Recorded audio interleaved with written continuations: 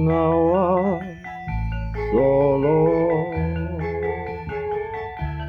riwayatmu kini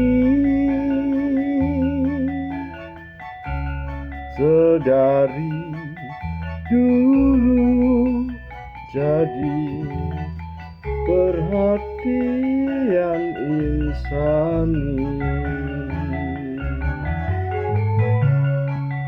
Musim kemarau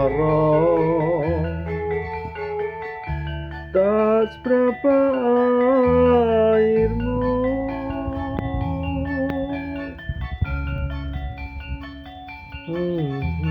hujan air meluap sampai jauh. Mata airmu dari Solo ke gunung seribu. Air mengalir sampai jauh,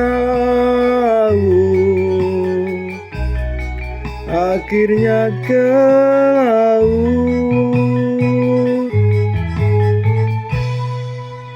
Itu